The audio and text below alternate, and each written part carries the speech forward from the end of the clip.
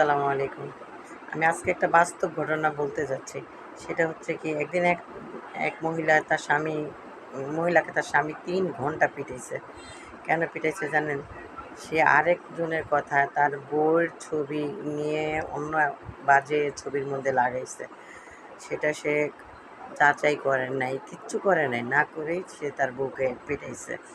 পিটানোর পরে হাসপাতালে যাওয়ার পর ডাক্তার বলছে যে পুলিশ কেস। কিন্তু তার ওয়াইফ বলছে যে না, পুলিশ কেসের দরকার নাই, এবং সে নিয়ে যায় না, তার বোনরা এসে নিয়ে গেছে।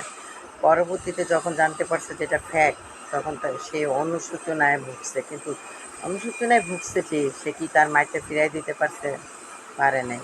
তাই বলি, মেয়েদের গায়ে আপনারা খুব সহজেই হাত তুলতে পারেন, খুব সহজে একটা কথা বলতে পারেন, কিন্তু না ভাই, এটা করা ঠিক না। এই যে মহিলাটার চোরের মতো পিটাইছেন, আর গায়ের জামাটা পর্যন্ত ছিঁড়ে ফেলছেন, আপনি কি তার এই মাইকটা ফিরাই দিতে পারবেন? পারবেন না। কিন্তু তার অন্তরের মধ্যে কিন্তু সেই জিনিসটা রয়ে গেছে যে বিনা দোষে সে মাইর খাইলো।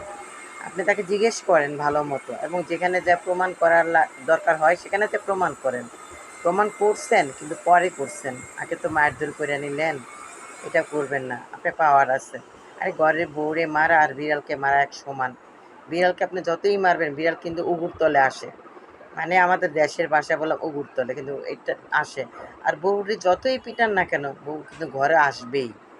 কারণ সে যদি জাতের মেয়ে হয়ে থাকে, সে ঘরে থাকবে, বাইরে যাবে না। সে তা একটা চটকানা খাইছে, বলবে যে আরেকটা চটকানা দাও। তারপরেও বাইরে কারো কাছে বলল না তুমি যে আমারে মারছো।